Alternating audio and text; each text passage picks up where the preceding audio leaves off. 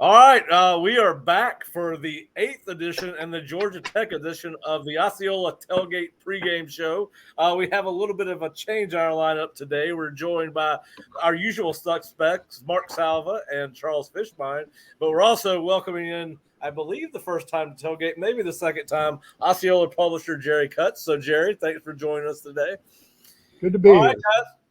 We all had a week off last weekend, at least from Florida State football, and of course we'll get into Georgia Tech game here in a second. But obviously, last week was a big week on the recruiting front for Florida State. All their coaches were out on the road, including Mike Norvell, who was at Orlando Edgewater and was able to convince Cedric Baxter Jr., the outstanding tailback there, running back who is committed to Texas, to take an official visit to Florida State this weekend.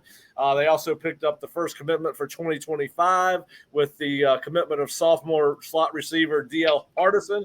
And I can't even pronounce the high school he goes to, Fish. I'll leave that to you. And then, of course, we will finish our recruiting talk with the one that got away. But, Fish, just talk to us a little bit about, number one, the Cedric Baxter situation. Obviously committed to Florida State initially, decommitted, then committed to Texas, but he's in town this weekend for an official visit. Yeah, I was always wondering, when Florida State would get in on one of the top running backs, not only in Florida, but the country, with the success they've had under Mike Norvell running the football. And I'm not surprised by this because I kind of expected them to get in on one of these guys. You look at the guy, the running back from Jacksonville, from Middleburg High School. Mike They kind Mitchell. of slow played him. Yep. They've been kind of slow playing him. And I think they've had this kind of in the works probably for a while now to try to get him back on campus, Cedric. And this is 2 weekends in a row. And they in recruiting, the words are, watch what they do, not what they say. This is the second weekend in a row that he's going to be on campus, and now this one's for an official. So you got to give them a chance. Me and Jerry went back and forth on what I meant by 20%. I think 20%, considering they weren't in the ball game a couple weeks ago, is pretty good. And if this kid does visit this weekend, I think that percentage could go up. So. Right, and now obviously I believe Texas and Florida State are both 4-3. They're both right around 500 if they're both not 4-3. How important is it? And I think I know your answer. How important is it that Florida State finish off this season in a relatively strong fashion, where that means 5-0, 4-1, 3-2? How big is that in the recruitment of a guy like Cedric Baxter Jr.?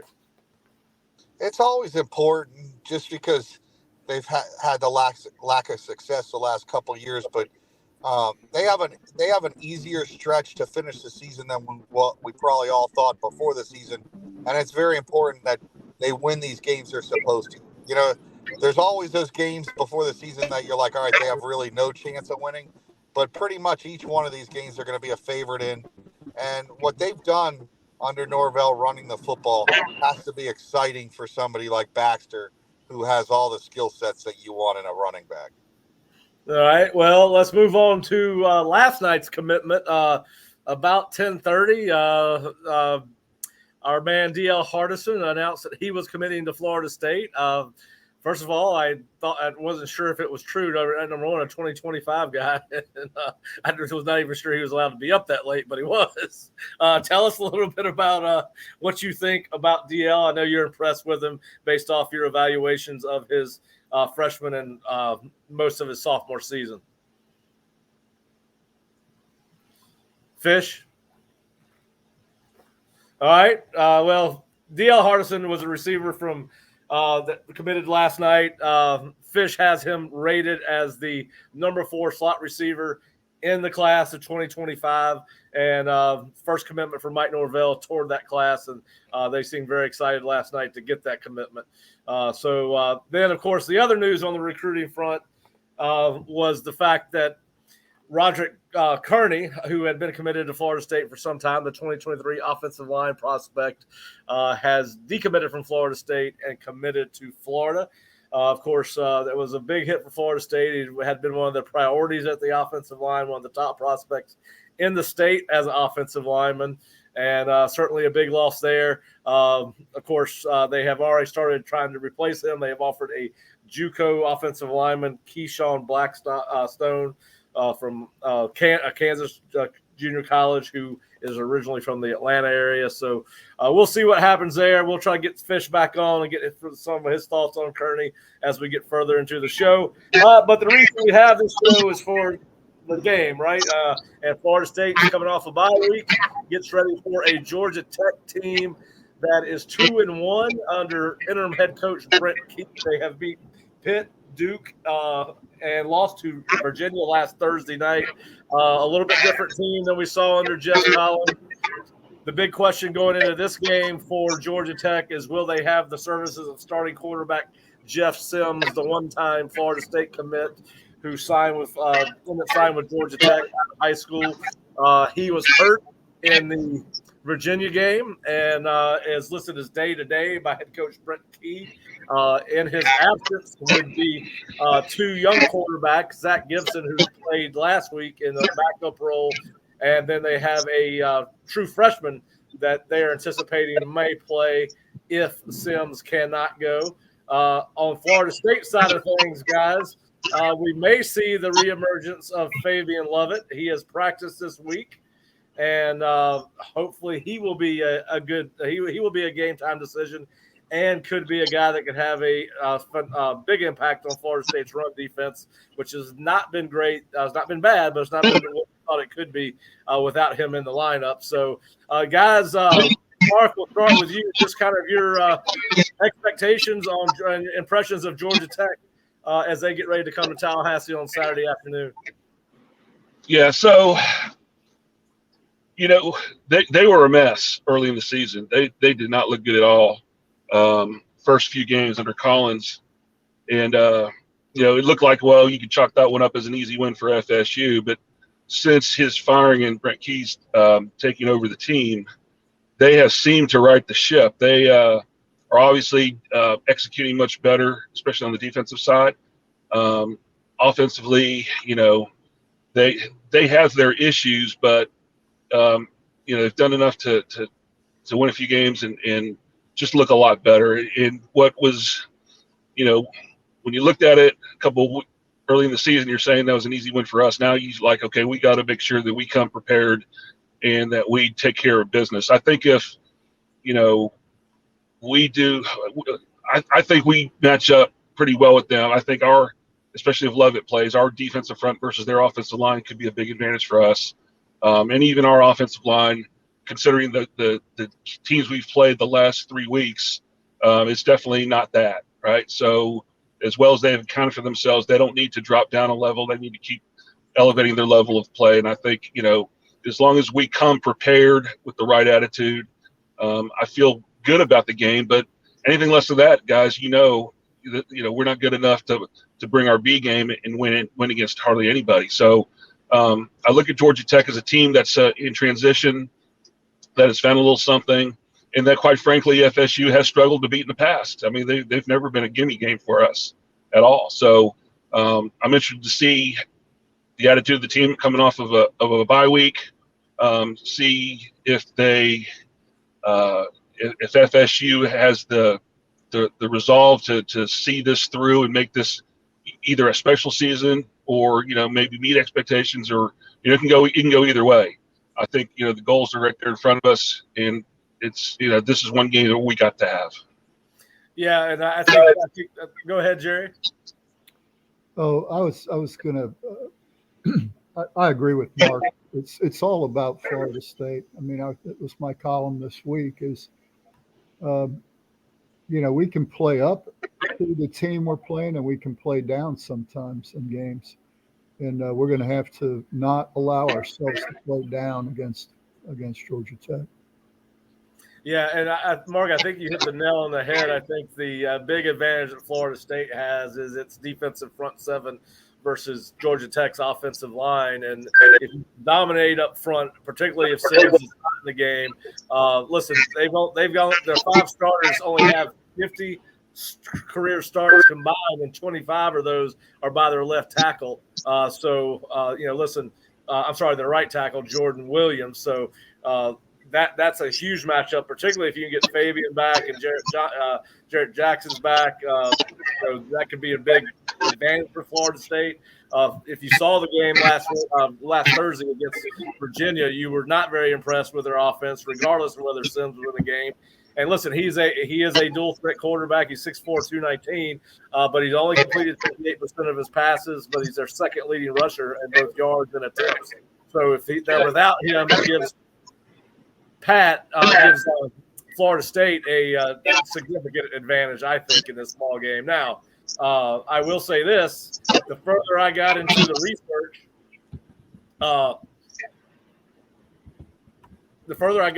research, the better Georgia Tech's defense looked to me, and they obviously looked good against Virginia, but you didn't know how much of that was Virginia.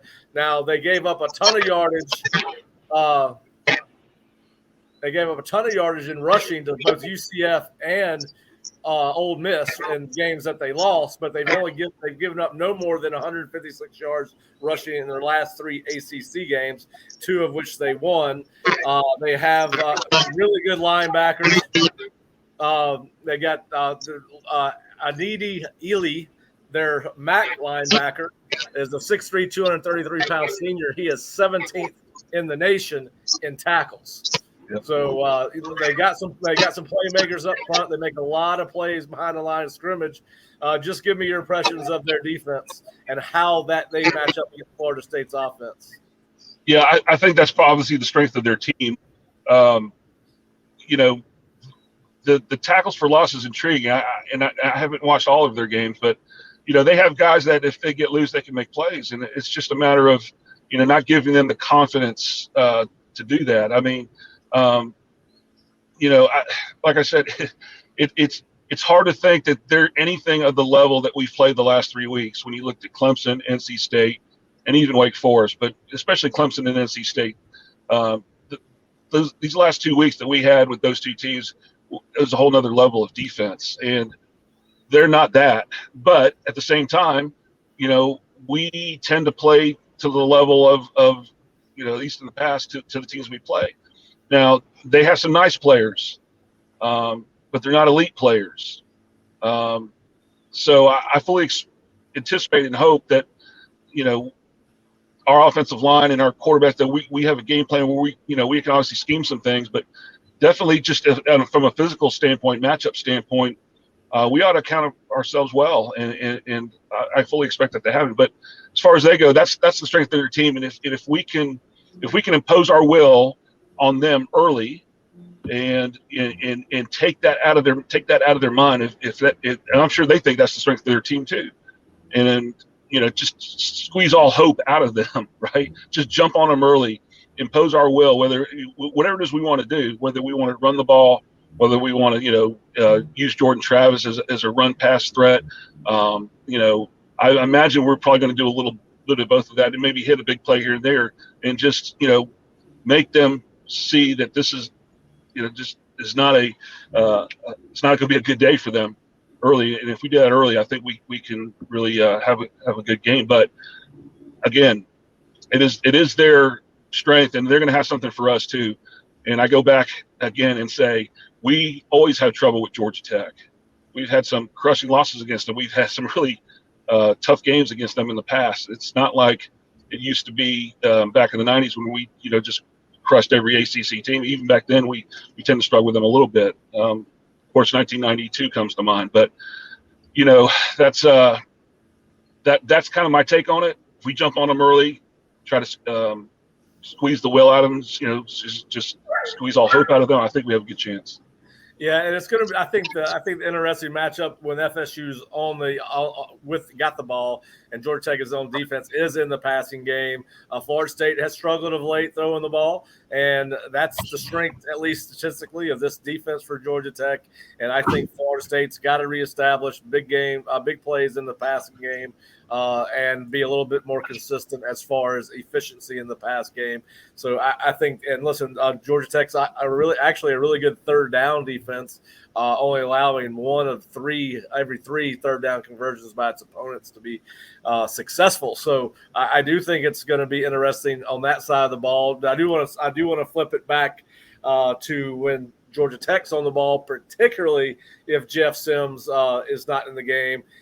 I think that what Adam Fuller will do if either one of those redshirt freshman or true freshman quarterback is in the game, I think that they will load the box and or bring a lot of pressure from anywhere on the field, whether it's a safety blitz, corner blitz, linebackers coming off the edge or in the A gaps. How do you see Adam Fuller attacking the Georgia Tech offense without Sims in the ball game? I think, the best way to get to a young quarterback is to press them, make them make decisions early, make them, make the game really fast for them. They're typically you're not going to see things really clearly, right? And they usually get focused in on a certain amount of, things they'd like to do. I mean, if I'm an offensive coordinator with a young quarterback, I'm going to focus in on things they do well, things they like, and it usually is not a wide variety of stuff. Try to rely on a running game, try to rely on some deception, some eye candy, things like that. But I think the best way to affect a young quarterback is to really make the game fast for them, press them, try to disguise looks as best you can. But I think we really need to come after him. And I think the same thing even with Sims. Let's test that foot. Let's test him if he plays. Make him, run around, move around a little bit, really test that foot and see if that's going to be an issue for him early, and maybe even get him out of the game. Yeah, I talked to Kelly Quinlan, who is the publisher for the Rivals Georgia Tech site, and he is under the impression that Sims will do everything he can to play because he still holds a grudge against Florida State and Mike Norvell for how his recruitment ended 4 years ago. So I was kind of surprised to hear Kelly say that, but apparently that's still a spur underneath his saddle there for Sims. So it'll be interesting to see if he plays. I'm sure he'll try to play if he can. But according to Kelly, the foot injury at UVA is a different injury to the same foot that he had hurt earlier in the year against Duke. So it will be interesting to see. He certainly will help their chances. One of the more of course, we all know football makes for a small world, and I want to get both your and Jerry's take on this. Obviously, Brent Key is interim head coach. He was the run game coordinator, and now obviously leading the entire program. But Chip Long is the offensive coordinator at Georgia Tech, and he is very familiar with Mike Norvell. He was Mike Norvell's tight ends coach when Mike was the offensive coordinator at Arizona State from 2012 to 2015, and then followed Mike as Mike's offensive coordinator, his first ever offensive coordinator at Memphis. Does that give Mike or Chip an advantage, or is it a wash? And how could either side benefit from that familiarity, Mark? The team with the best players has the advantage. That's the bottom line. Easy enough. I mean, that's it. That's what it is. I mean, there may be some nuances on stuff like, hey, I know Mike likes to do this in this situation, and so be on the lookout for that. I mean, that cuts both ways. They've been in meetings together. They heard each other talk through different situations and philosophies, and that stuff evolves over time. But there are some core things that people like to do. I'll give you, for instance, we always knew that if we're backed up on the -1 yard line, Coach Bowden loved to sprint out to his right and try to throw a bomb on first down. That was, and you can almost count on that. Just about better than 50% of the time, probably 70% of the time, he'd like to do that. That's stuff like that. Guys like to do certain things in certain situations. So number one, if those situations pop up. Number two, if things evolve over time. Number three, who's actually doing the play calling, who's actually doing the decision making. And of course, in our situation, it is Mike. In their situation, it's their guy. So yeah, but like I said, it's the team with the best players is what matters. And Mark, will the defensive coordinator listen or solicit his advice? Yeah, I mean, obviously that's another big thing. Is he is the question? Would a defense coordinator solicit the advice? Yeah. Yeah, absolutely. Should, but he should, but the egos of coordinators sometimes. Right.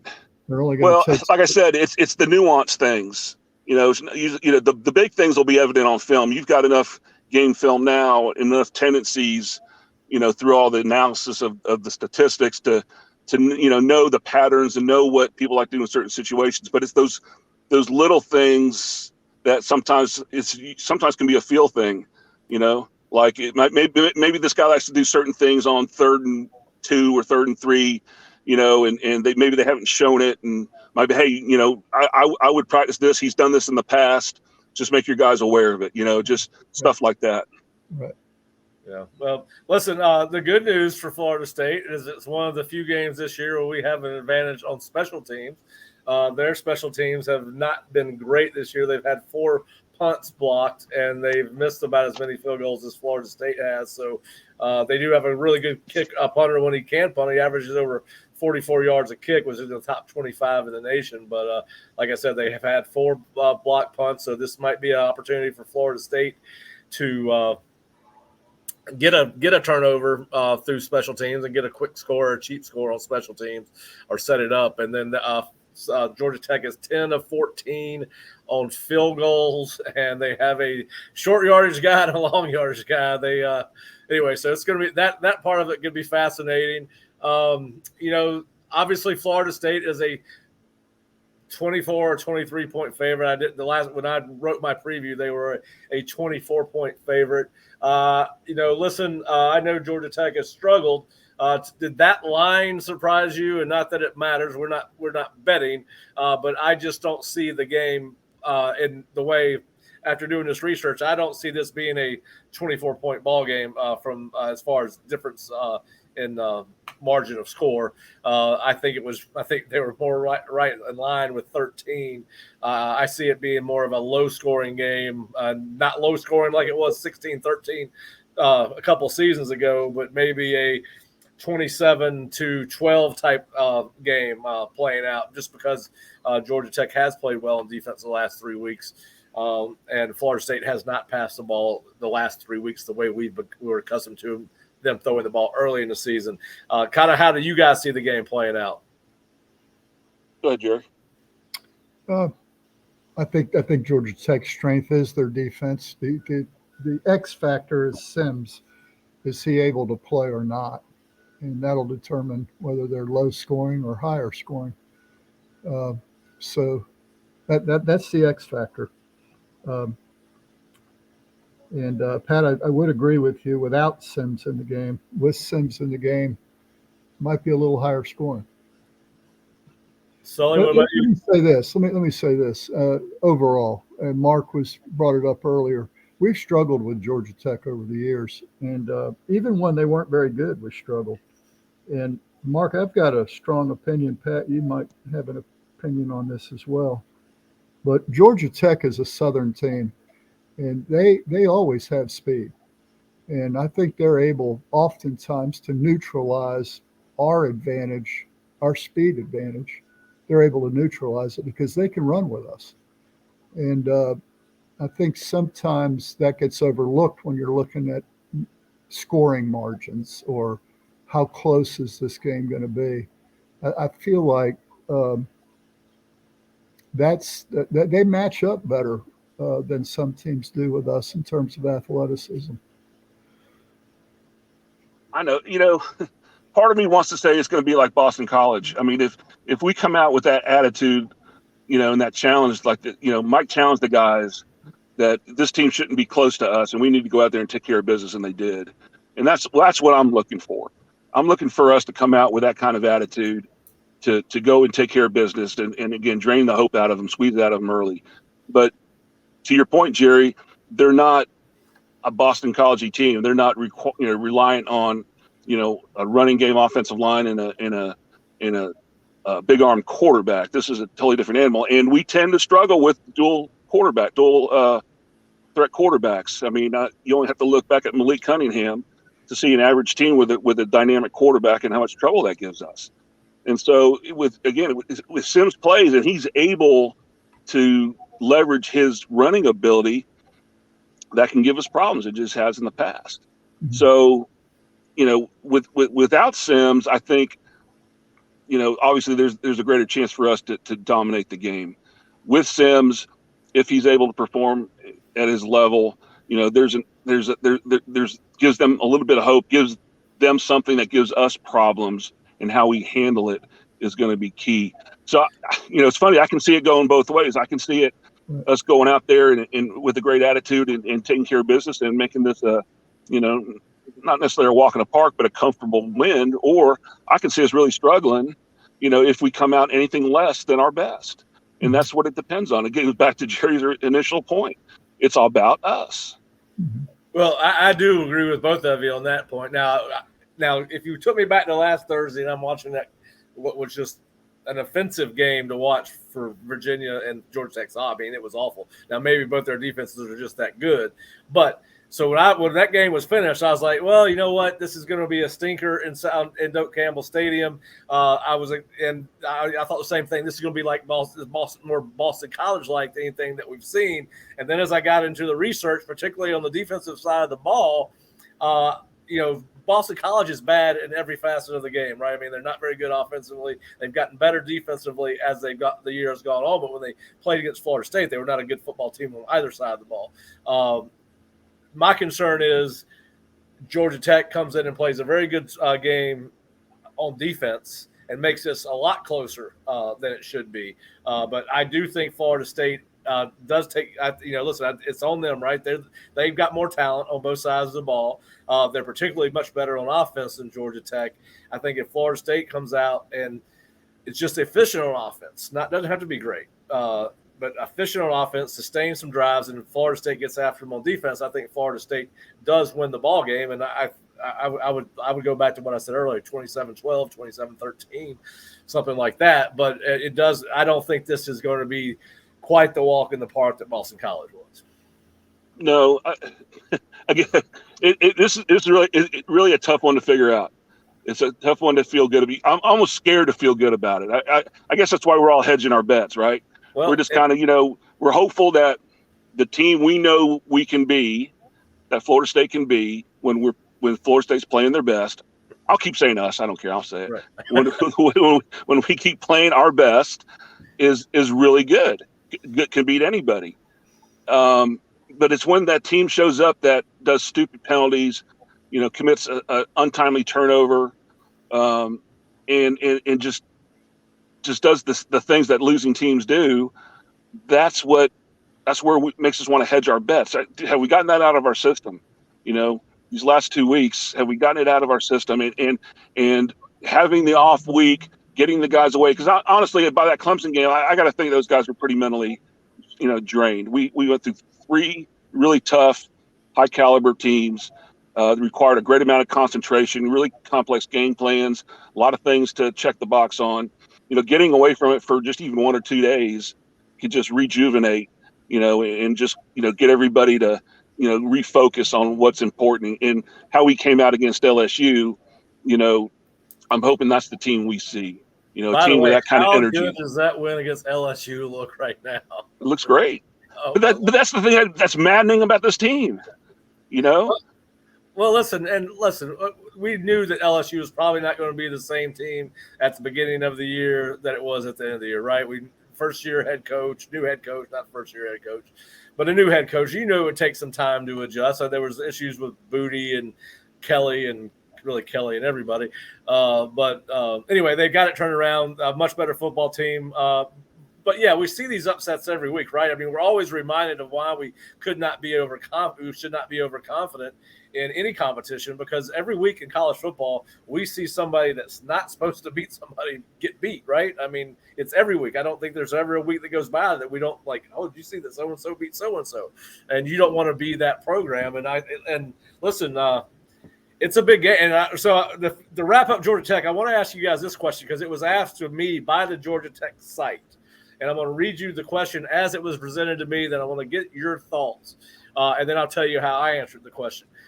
This is year 3 under Mike Norvell, and FSU still seems to be in a rebuilding mode.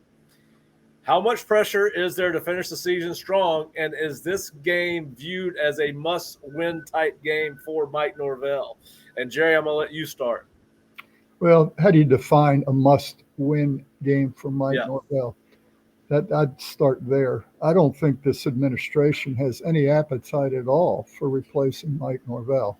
So from that, that standpoint, I think that's not the issue at Florida State. Now, if you were to ask the question from the perspective of recruiting, yeah, this is a really important game for Mike Norvell. I think it's a really important game for Mike Norvell because he's a competitor, and he knows this is a team they should beat. But I think it goes beyond that. I think it also goes to style points. I don't think Mike Norvell just wants to win this game. I think he wants to see his team take that next step and do what they did against Boston College, because this game is important for the Miami game next week. This is an opportunity to work on focus, work on details, and put your foot on somebody's throat and finish them. We have to start winning one-on-one battles. Too often we're losing those one-on-one battles, whether it be a receiver giving up on a ball that he might need to turn into a defensive back on, or a defensive back not breaking on a ball that he could intercept. Those are the things Mike Norvell, that's why this game is important to Mike Norvell, is he's got to see that improvement if he's going to win against Miami and Florida. Yeah. Agree 100% with Jerry. His job's not in jeopardy, but the trajectory of the program certainly is, right? If for us to be able to go in a living room to a highly touted prospect and point to the things that we say we're doing, changing culture, exciting offense, opportunistic defense, we need to show those things, especially against teams that you're supposed to beat. And those are the things that a program on an upward trajectory, you take care of that business, you win the ones you're supposed to win, and the style points are going to count. There's no question. Look, we beat this team, we beat them comfortably, we win the state championship. We're going to play a tough Syracuse team in Syracuse. But if we do those two things, if we beat Georgia Tech, Louisiana, and win the state championship, obviously it's a very successful season. And I think that's probably the focus going in, knowing that Syracuse is probably 50-50 at best, right? Well, we gotta hope that we take advantage of Dino Baber's really bad use of clock management in the game management. I want to get to that later. That was he cost his team the ball game, and he cost his team the ball game here last year. Right. With the same type stuff. Listen, Mike. I wish Mike would go for it every fourth down in Syracuse, because Dino's going to out mistake him. There's no doubt about that. But yeah. So yeah, that is a 50-50 game at best. You're right. They did look very good against Clemson, who, by the way, I will get into this later. I think they're overrated. I think that's the most overhyped fifth-ranked football team maybe in the history of college football. They don't have a quarterback that can get them to the national championship in 5. But anyway, I digress.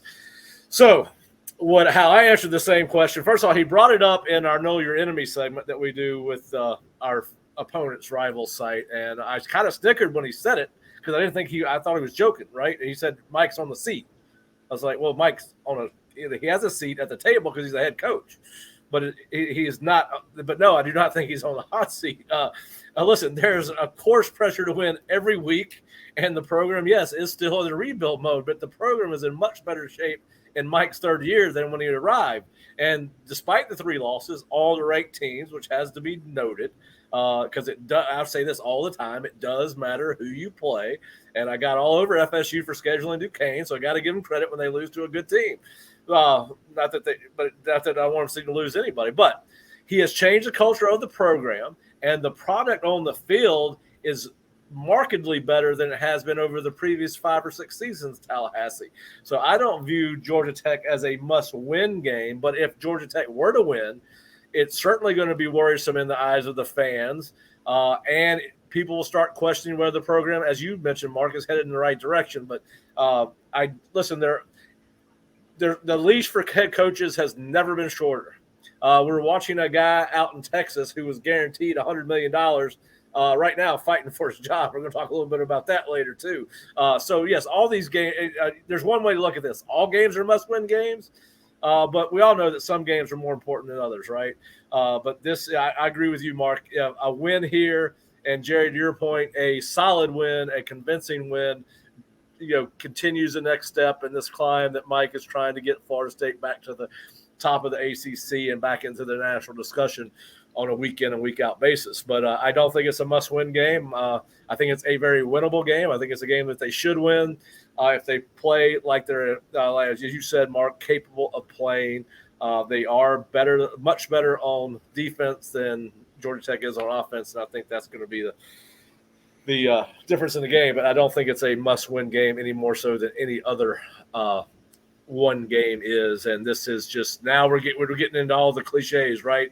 It's the most important game on the schedule now because it's the next game. Exactly. I've been saying that since the start of the year. Duquesne was the most important game. And listen, it is an important game because you got Miami and Florida. You don't ever know what's going to happen in those. I mean, we've seen all kind of weird things happen in rivalry games over the years. So you get this game that gets you to 5. You got to feel pretty good about getting to 6 at the very least with Louisiana, if nothing else were to transpire. But anyway, here's the other thing too, though, is that when people from the outside that don't study the program like we do, people from the outside see the arrow on the helmet and they think we're supposed to be good. Right. We know the shape this program was in when Mike got here, and that in the COVID year, in that he had to turn over the roster, he had to change culture. There are so many things that had to be done for us to even begin to be competitive. Hard things, right? And so people on the outside looking in see, us, losing the last 3 games and don't understand. In past years, we would have lost those games 50-0 against those teams, right? Well, just to be fair about it, I mean, Wake Forest beat us by 20 last year and could have named their score. Right. So, was it just 20? It felt worse than that last year. I just think, people outside looking in have an opinion of what Florida State should be, and rightly so because of the history and tradition of the program. But those of us on the inside know how far we've come to this point and what Mike's done. And if, do we do some things that bad teams do still? Yes. But that's, again, it is a process. And let's be honest, Mike is learning too. I mean, he's a young head coach, despite the fact that he had, however many years he's had as a head coach. And he does some different things that are sometimes against the book. I'm okay with that. I'm okay with that. The team's got to have his back on those things,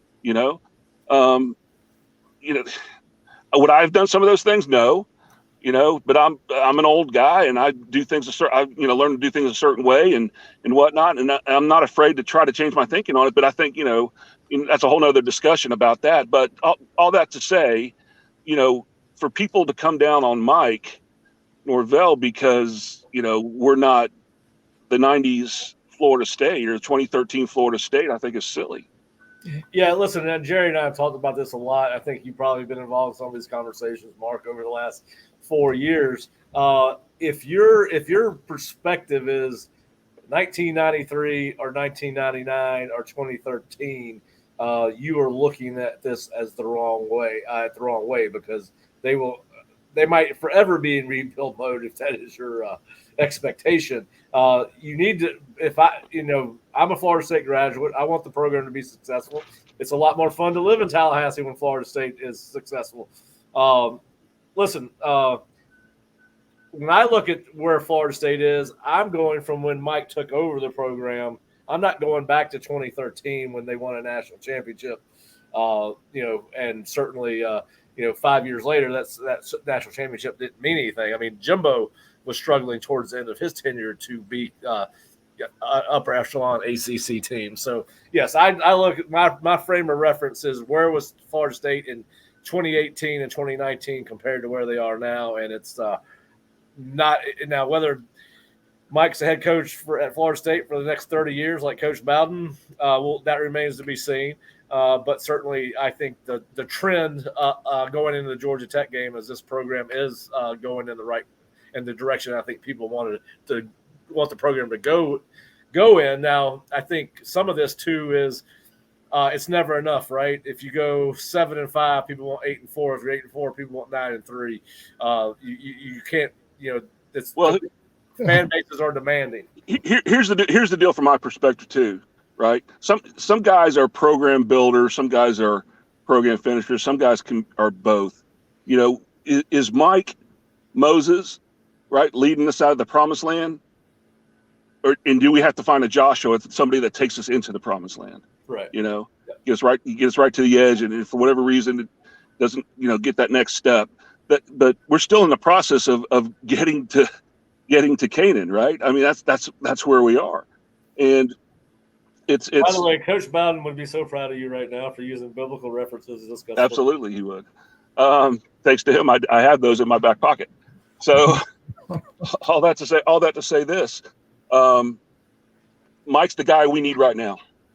His energy, his commitment, his plan, right? He's the guy we need right now, and for the time being, I'm all in for sure. And in the future, recruiting has got to pick up. Obviously, we can start getting some elite players and all that kind of stuff. But for right now, he's what we need. Yeah, well, I think we all agree that the program is better off. And I like I said, I was totally a little bit shocked by the question. I did not expect it, and I think I gave him about the same answer I gave you guys, both verbally and in my article that I helped him write. But anyway, all right, so we've covered the Florida State Georgia Tech game, and of course, if you're a regular listener to our show or watcher of our show, we also delve into some topics around college football. And sometimes those topics have some 6 degrees of separation from the Florida State program. And, probably the story of the weekend in college football was Texas A&M losing to South Carolina and the aftermath of players being suspended after the game. Rumors that I've heard 2 rumors, and I've talked to some people that I think are in the know, but I've heard everything from marijuana was being used in the locker room, and that had to be broken up after the game. And the other story was that players were not taking the loss hard enough, and that there was some verbal back and forth between the coaching staff, in particular Jimbo, and several of the players, which led to this. Led to the whatever took place in the locker room, and we'll never know the truth. As you well know, those things tend to there's smoke, but there's enough smoke to know that something's going on in College Station that's not right. I made the argument several times towards the end of Jimbo's tenure here that he is the 2016, 2017 Jimbo as a coach, and not this 2013 the guy that won the national championship. It looks like that's proven itself out to be true. He has struggled mightily. Mark, he's got unlimited resources, can hire any coach you want. Lane Kiffin referenced that yesterday and talking about how he was outbid for DJ Durkin when DJ came in and wanted to try to get a raise or go to Texas. He was trying to make his decision, go to Texas A&M or stay at Ole Miss. Number 1 recruiting class in the nation last year.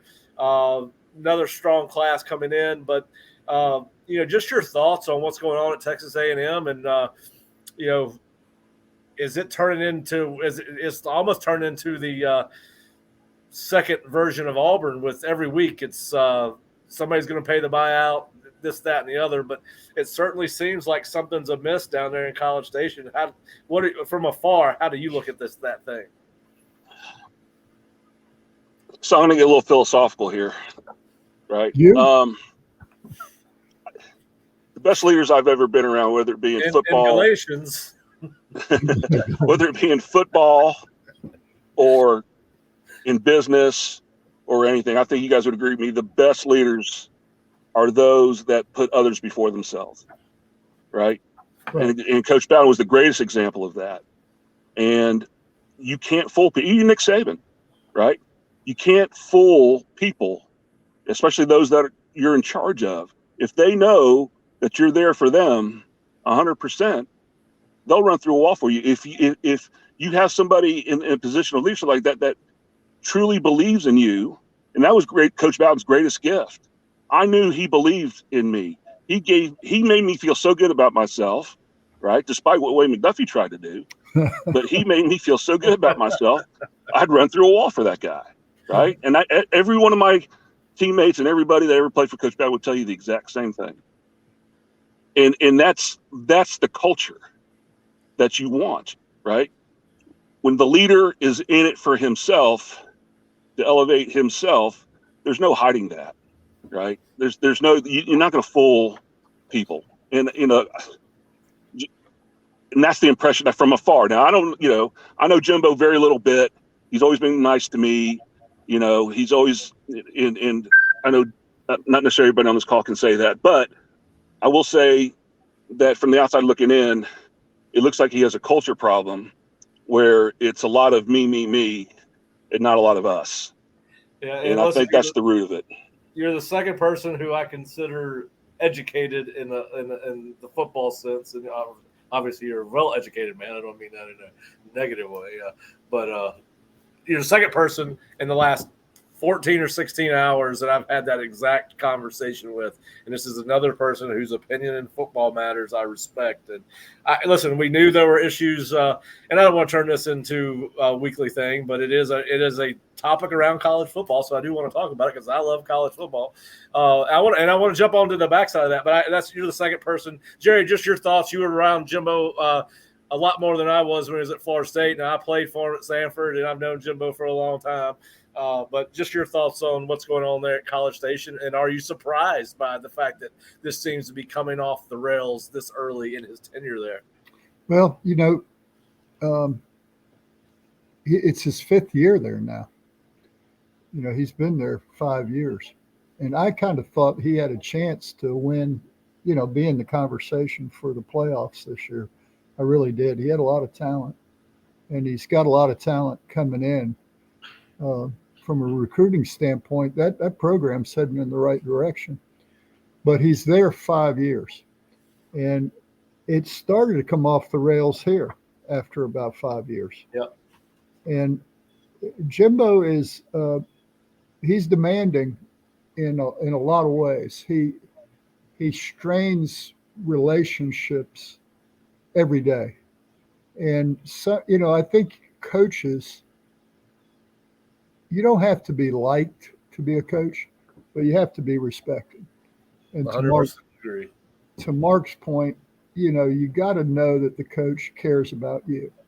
Like Gladden always says, it's not the player doesn't care how much you know until he knows how much you care. And that, speaks to Mark's point. With Jimbo, that becomes hard to decipher the longer you're around him, because it's relentless. Whether you're the janitor in the building or you're the starting quarterback, he doesn't mince words. He's very emotional. He's very passionate. He's really hard on his players, really hard. And then, Jerry, you throw on top of that, whether it's overt or not, you have his contract out there. You have the amount of money he makes and his buyout and the length of his contract. So whether or not things he's saying, things he's doing, that's always going to be in the back of people's mind when he interacts with them, is that, well, you're here because you're making $10 million a year. Right. Yeah. And so that means you got to try extra hard in that vein, because that's always in the back of people's mind. Yeah, it always is. And the players know how much he's making. And now they're making theirs too, and now I'll say this: there, Pat, you saw it from Jimbo, both sides of him. There's times when he can be the most charming guy in the world, and I think I was hoping for his sake that when he left Florida State and got that job at Texas A&M, that he would learn by his mistakes, and that he would, Jimbo 2.0 would avoid some of the problems he was having here. but it doesn't appear to be that way. Well, I think, and Jerry, and you know this, and Mark, you do too. These guys, these head coaches, particularly now with all the money they're making, they always had power, no matter how much money they were making. They live in a bubble, and reality is not. They don't think reality applies to them. They don't think they have to change. I remember one of the head coaches I worked for always running around the office. I will never change. I will never change. And he kind of self-destructed like Jimbo has done. And at some point, you got to realize that no matter who you are, you can always be better, right? I mean, we can always have a better day. We can always be a better person. We can always be a better worker.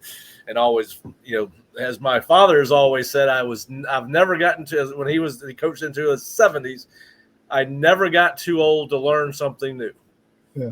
In my profession, another way to do things. And he uses he's got a great story about how Marvin Jones changed the way he taught his linebackers to get in their stance. And, he had a player come up to him and say, "Hey, coach, this is why I do this." And he thought about it and he made a change, and that's the way his linebackers lined up the rest of his career.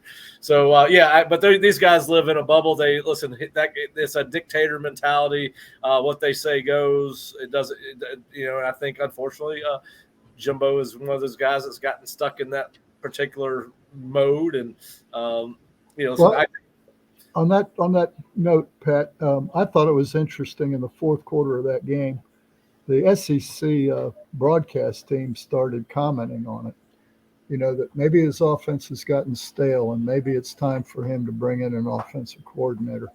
And I thought that was interesting that the essentially house dogs on the network were questioning his offense. Well, you know what? It struck me, if you watch Jimbo on the sidelines, he's got about 20,000 papers in his hand. Exactly. And it just looks like it's unorganized and disarray. I mean, he's got a damn spiral notebook and 4 other things on it. And Mike Norvell's coaching from a sheet about yay big, and so is Mike Leach. And it just looks the optics aren't great. Hey, Mark, what did Coach Bowden tell you guys? If the playbook can't fit on the back of a 3x5 card, you're trying to do too much, right? He always looked at us and said, "Just do what the dog can do." That was one of his great. Just do what the dog can do. All right, but for every story like that in college football, there's a great story in college football, and one of the stories of this year is on the opposite sideline in that game. What Shane Beamer has done at South Carolina has been remarkable. It's fun to watch. Now, I have an affinity for South Carolina because I spent 3 seasons there as a graduate assistant. Mark, you were there. We know how that place hungers for football. It's one of the best. When things are good, it's one of the best fan bases in the world. When things aren't so good, it's one of the worst. But right now, the Gamecock Nation is happy. They are 5-2 and ranked 25th. And Shane Beamer seems to be the antithesis. I think that's how you say that word, and I don't think I said it right. But anyway, he seems to be the anti-Jimbo, right? He's personable, seems to be the servant leader, lets his coaches coach. I'm sure he has final say, but he doesn't call an offensive play. He doesn't call a defensive play. He lets Pete Limbo call the special teams. But you and I'm sure you watched a little bit of the game on Saturday night. I don't have any resentment because we were fired there. I enjoyed my 3 years. Well, the first 2 years in particular were not bad. The last one was awful. But anyway, just your thoughts on with this job Shane Beamer has done at South Carolina and how fun it is to have a little bit of not normal. They're at the top of the SEC East. They're above Florida, Missouri, and tied with Kentucky for second in that division. Just talk a little bit about your thoughts on Shane Beamer, who seems to be, by all accounts, a great guy. Yeah, you're right. It is the opposite of A&M. I mean, they seem to have a culture there that is hopeful, that where the guys play hard, where they're doing things that winning football teams do, and they play hard and they don't quit. I mean, they jumped on them early. Things started to go south during that game, and they held on and kept playing hard and played through it. I think that's a testament to the culture that Shane Beamer's building down there. So, hats off to him for tapping into something right now that is like, you're right. I mean, when we were there and we won the bowl game, the first bowl game they ever won, right, with Steve Taneyhill. I mean, that was a great place to be. I didn't pay for a meal. I didn't pay for a round of golf, and I had access to a nice place out on the beach, right, just like you did. So it was it's a great place to be if things are going good, for sure. And if you can tap into that, it's always been a sleeping giant. Lou Holtz got into it a little bit, and Spurrier did. We did for a brief time, but yeah, I mean, it's. And here's the thing about South Carolina, it's the disadvantages you have there, despite the support that you have, but the disadvantages stemmed in recruiting. It's a small state, right? Yeah. It's a small state that doesn't produce a great amount. They produce some great ones, but in between, you go down to the next level and they're just okay, and the numbers just aren't there. And then you're battling Clemson for those in-state guys. Yep. And then so that means you got to go to Atlanta, you've got to go to Florida, you've got to go to North Carolina and get players, and then look at the people you're competing with and all that. So, that place it's hard to win, but if you can tap into something, and with the way the transfer portal is now, with the culture that he's got now a path to have some success there. And it can be a real fun place if you're winning. Yeah. Well, Jerry, just I don't know how much you've followed the South Carolina story this year, but I know you enjoy a positive story. Just what are your impressions of what you've seen from Shane Beamer in that program? I always liked his father. His dad ran a good program, and it was always a competitive program. They get after your butt, Yep. They're special teams, and that's what he's done at South Carolina. They lead the country, I think, in block kicks or block punts, one. Yeah, that's exciting. I got to tell you, man, when say what you want about their fan base, but they sell that place out. I mean, they've only won, 4 or 5, maybe, well, before Spurrier. And Mark, when you and Brad were there, and Pat, you all won their first ever bowl game. That's hard to believe. They started, in 100 years. In 100 years of football. They had won one game, one bowl game. And yet they packed that stadium, and their fans are so avid. When I first started Osceola in '82, they had a paper there called Spurs and Feathers. Yeah, I remember Spurs and Feathers. Glenn Snyder, right? Glenn Snyder and Dexter. And, their publication was pretty big. I mean, the South Carolina, that was as big as ours in terms of subscribers. And then their booster organization, when I was with Seminole Boosters, it had as many annual fund members as we did when we were playing for national championships. And they had losing seasons. They just packed that place. And they do it without any success to motivate them. It's really strange to me. Yep. And they do great things. I mean, the cocky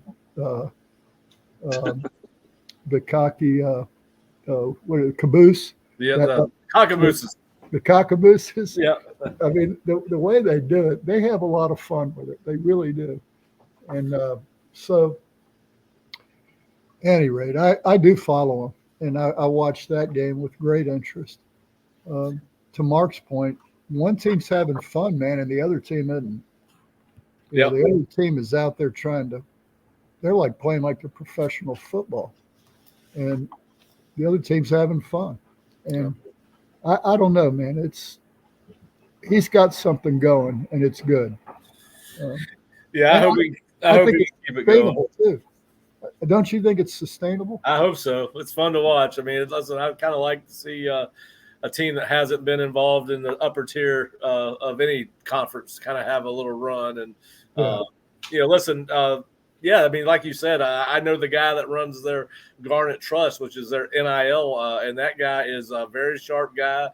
He was a GA at South Carolina when we were there. We were GAs together, and has turned into I don't know if he's a millionaire now, but he makes a lot of money doing whatever the hell he does. And I can tell you that Barry will be very aggressive in doing everything he can to help sustain that because and it's about the people that are involved with your program. And Shane Beamer is very lucky to have a guy like Barry Boterford running his NIL. I can tell you that. Or South Carolina is. And let me say this about fundraising, which I did for 19 years for the Boosters. I never raised $1. The donor gave it. Right. I mean, you can be the best fundraiser in the world in your own mind, but all you can raise is what people are willing to give. And Clemson and South Carolina, they have a fan base that is avid. And thankfully, so does Florida State. So you need to be organized as a fundraiser. You need to have high energy, which it sounds like the guy you're talking about does. But he's blessed by having people that are willing to dig in their pocket. Yep. To help somebody else. There are a lot of people just like that feel the same way about South Carolina football that Barry does. And by the way, Sully, I don't think I told you this. At the Clemson game, I ran into Phil Kornblut. Oh yeah, Phil. Yeah, so I had a nice little conversation with him. Remember him? He was very nice. He remembers the good seasons, not the bad ones. So he was very nice. All right, so I do want to move on to this, and I know we got to wrap it up. We're going a little bit long today, but all right. So we're getting to the time of the season where the polls actually matter. We're getting ready to start. And next week, I want us to come back and talk about who our playoff four would be. And obviously, there's some games that have to be played still that will impact that. But right now, Clemson is ranked in both polls above Alabama, TCU, Oregon, Oklahoma State, and USC. And I'm not sure that Clemson's better than either of those 5 teams. Is Clemson overrated? No, I don't think so. I think they got an elite defense, and they have a pretty good running game with Shipley and DJ, and that's usually a pretty good formula to win some games. I think the X factor is obviously DJ, right? Is he a national championship caliber quarterback? I don't know that he necessarily has to be with that defense. They're pretty good. He's not a national championship caliber quarterback. Listen, I'm not sure he's the best quarterback on their team after watching the club that kid play. And I think they've got it. And listen, I think but he can run. I think he can, but to me, he runs soft for a guy that big. Let me rephrase that. They utilize his legs very effectively. Yeah. Listen, I think they're only ranked because they don't have a loss. Dino did not help things with his clock management in the fourth quarter the other day, which is still baffling to me that he let 30 seconds run off the clock before using a timeout that he needed, and it ultimately cost him. So, listen, I think that Alabama's better. I think that Oregon is probably better, and Oklahoma State is probably better. I'm not sure about TCU and USC. But anyway. I would agree with you, Pat, probably on Alabama just because, Alabama. I'm not so sure about the others.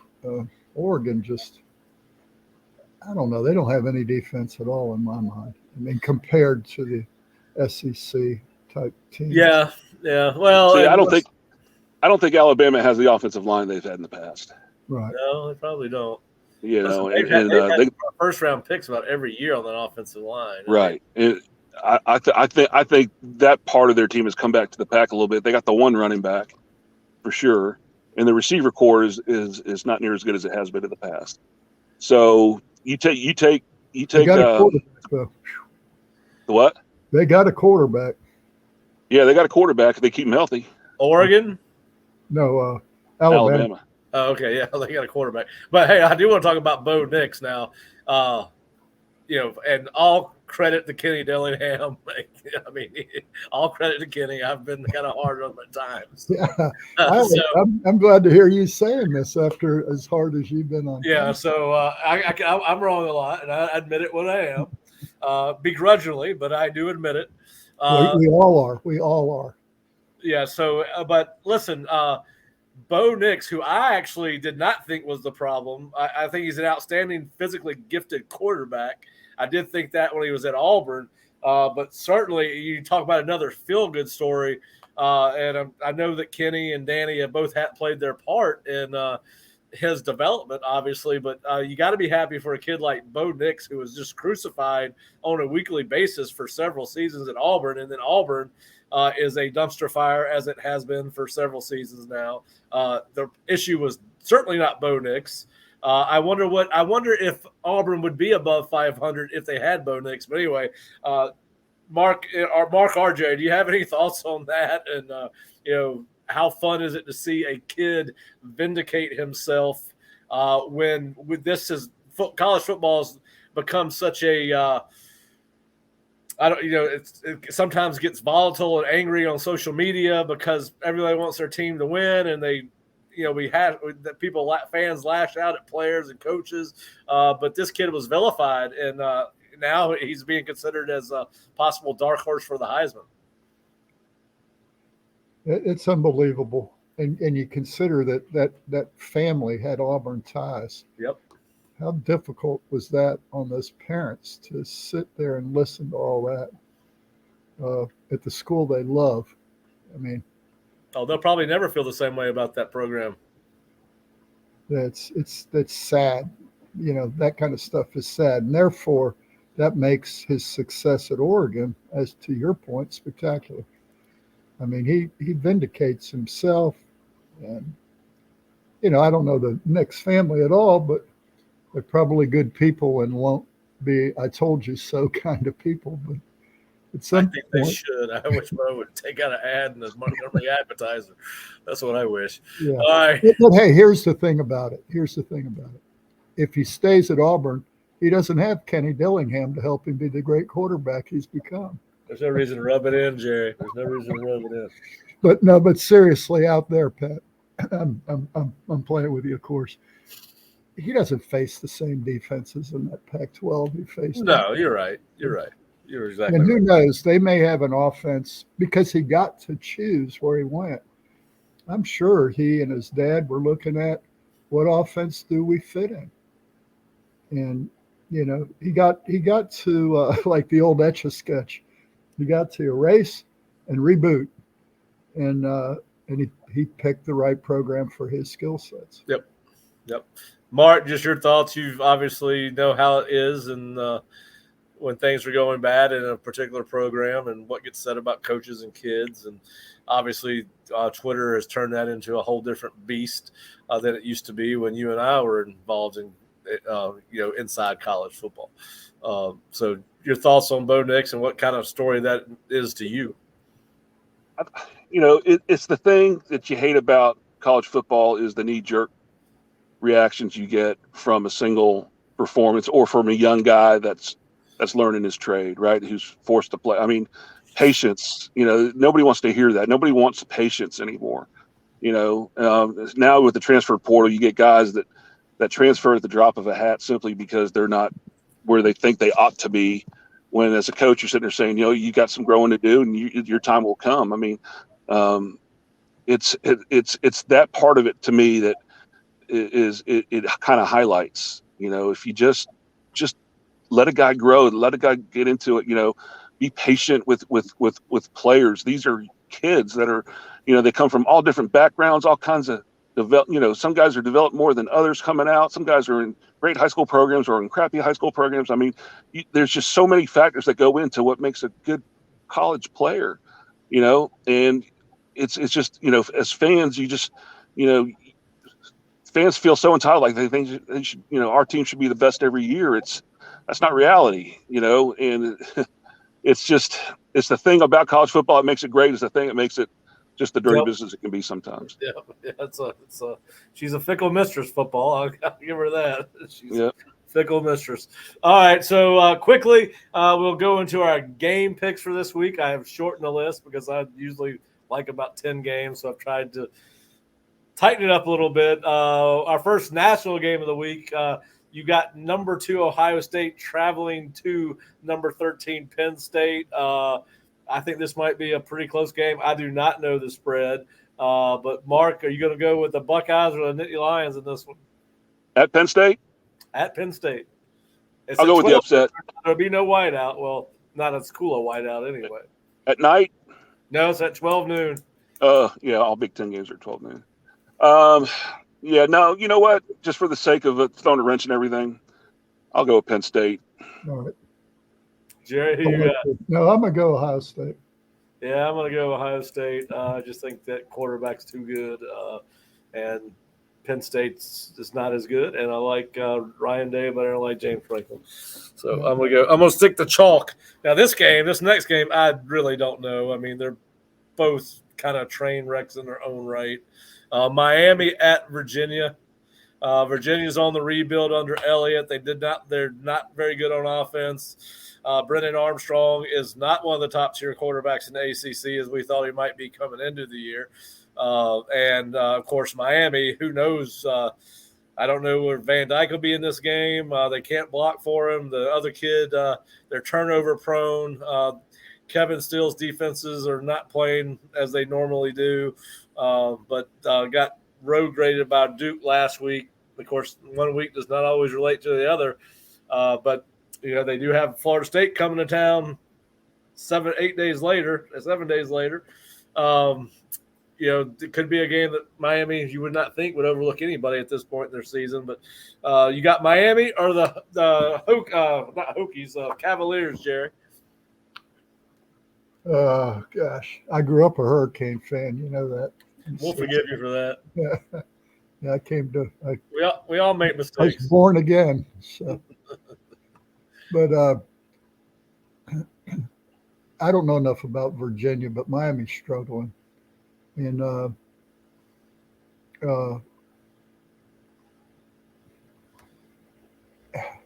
Virginia, I'll pick Virginia. Yeah, they're both 3-4, and Virginia's 1-3 in the ACC, and Miami's one. I'm sure Miami has more talent, but something's wrong. I mean, something that Cristobal is pitching is wrong. And, it's at Virginia, right? It's at Virginia. I think Miami getting out of Coral Gables is probably a good thing. That's a good point. They won't be on South Beach on Friday night. Yeah, I think them getting out of there and not having to walk into an empty stadium might actually help them a little bit. These are two football teams that are just not very good right now. Yeah, I agree. So this is a hard one to pick. Is which one's going to make the least mistakes? I'm just going to say it's going to be Miami. So Van Dyke's out for the year. I heard that right. Well, we don't know that. Kane. Somebody said Kane Sport reported that, but that hasn't been. We have to verify that. So we don't know that for sure. I have a feeling he may transfer out of that program. I mean, he's already made the statement that he'd rather play on the road. Yeah, it's fun to play on the road. He got benched in part because of that, or taken out of a game, whatever. Listen, I think Miami's going to win this ball game. UVA has got the second least productive offense in the conference. Either if you took all sides, Atlantic and Coastal, they've only scored 123 points.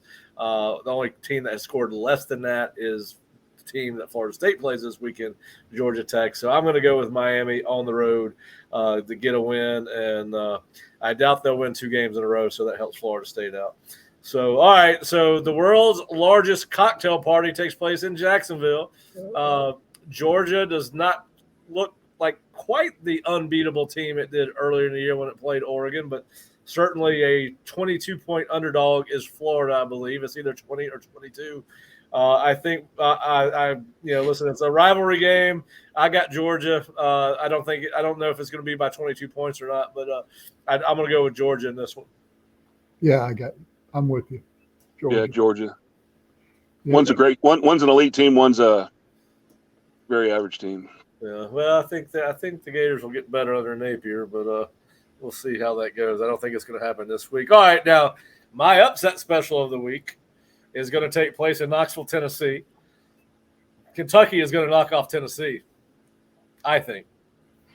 Why do you think? Tell us why. Well, first of all, Stoops' teams are tough. They're very disciplined on defense. I think they are Josh's teams at Central Florida were not always the toughest teams. and sometimes his want to push the ball downfield in a very expedient manner works against him. Typically does once or twice a year, and I just think Kentucky's the team that'll expose that. And I think Mark is one of the better head coaches in all of college football, just not the SEC. And I think that it's hard to go undefeated. Tennessee is undefeated right now, I believe, and it's hard to go undefeated. And I just think this is a matchup that I like because of the way Kentucky generally plays defense. I think Levis is back. I could be wrong on that, but if Will Levis is back at quarterback for Kentucky, he's a pretty good player, a guy that will make a living playing football after college. So I'm going to go with Kentucky. I think Tennessee can score on anybody, and I think they're going to score a lot. I don't think Kentucky can keep up, so I'm going to say the Vols. Okay. Yeah, I was trying to feel you there, Pat. If Levis is back, they're going to have to score 30 to be in that game. And can they do it if Levis isn't at full speed? That would be the question. Yep. So, yeah, I'd pick Tennessee. If we don't know about Levis, I'd pick Tennessee. Hey, let me talk to you all about this a little bit. I happened to do some research on that because Heupel, took a team that was not getting it done, and now they're in the playoff picture, really, potentially.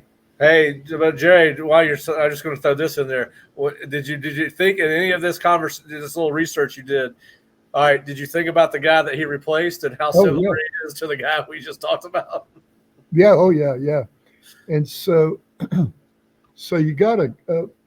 Some of the research I did, 35 of his 44 guys in his two deep. 35 of the 44 have 2 or more years of experience. I mean, these were guys recruited by Jeremy Pruitt and played under Jeremy Pruitt. And so he's not taken over. And, there were some of those classes were pretty well thought of in the rankings. So, Heupel inherited some good players, and only I think maybe 2 or 3 of Heupel's players are actually, have broken the starting lineup. Yep. Yeah, of his recruits. So this is very much a Jeremy Pruitt football team. Well, those McDonald bags were full for a reason. Yeah. All right. Yeah. But I think it's interesting how Heupel, and how many guys have we seen do that over the years? I mean, all the years you've covered football, a guy takes over a program because the fans get impatient. In this case, Jeremy got fired for NCAA violations. But how many times have you seen a program fire a coach, and I'm thinking about the University of Florida, where, the guy who inherits the program inherits a program that's loaded with players. Yep. It happens a lot. I mean, Mark was talking about impatience with players. There's incredible impatience with fans. I mean, with coaches. Well, wasn't that kind of what happened with whoever took over Florida after Zook? Wasn't that Urban Meyer? Exactly. Yeah. That's the one I was thinking of when I was saying that. Yep. And look at Miami, really, even. I mean, golly, Miami's had, 4 head coaches win 5 national championships? Well, I think we're seeing a little bit of that down in Baton Rouge this year. Where, they're 5-2 and looking like they may they got a good chance to really win out. They got to play Alabama, of course, but they've got A&M left and Arkansas, both winnable games for that program. So I do think we probably see that more. And listen, I think we're seeing it a little bit at Oregon this year. I mean, they were a lot of people that were disappointed in what was going on with. Thought Mario might have, although he did get him to a Pac-12 championship game, so it's probably not something I should say out loud, is it? But but no, people thought Cristobal's offense was boring and stale, and And maybe he can bring Jimbo in as an offensive coordinator next year. I'd like to see those. Pay him much. I'd like to see those guys in a staff meeting together. That would be interesting. All right, so 2 more games and we'll be done. Ole Miss at the aforementioned Jimbo Fisher's Texas A&M Aggies. Obviously, Ole Miss coming off a loss to LSU. Really needs this win. Of course, at this point, Jimbo needs a win, or there's no way he can finish 8-4. So, who you got, Ole Miss and TAMU? Mark, I'll let you go first. Yeah. This feels a little bit like picking Florida State because, Texas A&M played a hell of a game against Alabama, and then the next week went out and didn't against South Carolina. It's the whole thing about you've got the more talented team is playing the worst football, right? Right. And if they put it all together, they can certainly win. Ole Miss coming off of the loss to LSU, how are they going to respond? Has some of the hope drained out of that team a little bit? I don't know. Honestly, I don't know. I don't know who I like in this game. I might just say Texas A&M is such a train wreck right now, though. I mean, there's so much going on there. It's really hard for me to pick them at this time. So I'm going to go Ole Miss. Yeah, I am too. This is the kind of game that Jimbo will win. We saw him do it against Miami, right? When nobody thought, everybody thought Miami was going to go in there and beat Texas A&M. I think Texas A&M had just lost to somebody to start the season. So anyway, I'm going with Ole Miss in this one. Plus, it's fun to watch Lane win, and he might have a little bit of fun with Jimbo on Twitter after it's over. So that would be fun to see. All right, coming back all the way full circle, we're going to end up in Doak Campbell Stadium. I think we're all three going to go Florida State, but I'm not going to ask you to give a score unless you want it.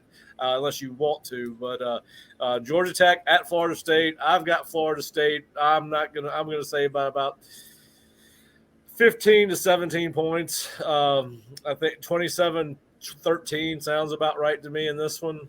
Maybe 30 to 13. Jerry, what do you have in this one? Of course, Florida State, but Pat, we've played better defenses. Even though that's the strength of Georgia Tech. This won't be the toughest defense we've played. I can see us scoring 34 or 41 in this game. Yeah. And if there's no Sims, they'll struggle to score 14. Well, they're struggling to score 14 with Sims. They're scoring 16 points a game.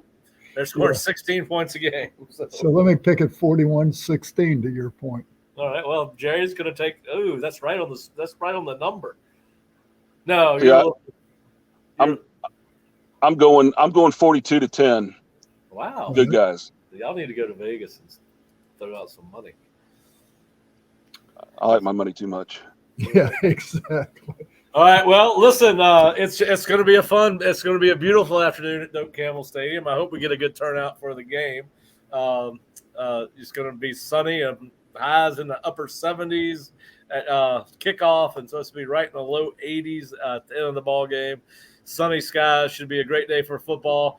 And of course, we will be back with you on Sunday with Seminole Sidelines. And Jerry, Friday, if you're in Tallahassee, Florida, we've got a party over in College Town from 5 to about 8. We'll have our show on at 6. Come by, have a piece of pizza, some beer, meet the staff, enjoy the band. Marching Chiefs are down there, cheerleaders, have some country artists playing this Friday. I'm not sure who, but it's always a lot of fun. So come on down and join us. And that will be at Tally and Finn in College Town, which is adjacent to College Town and right across the street from 51, Club 51, 1851, whatever it's called. It's 51. 51. So we'd love to see you there. But we'll be back Sunday to discuss the Georgia Tech game and look forward to the Miami game next weekend in Coral Gables. But hope you guys enjoyed the chat. We love having you listen, and look forward to talking to you again next week. Go Noles! Scalp them. All right.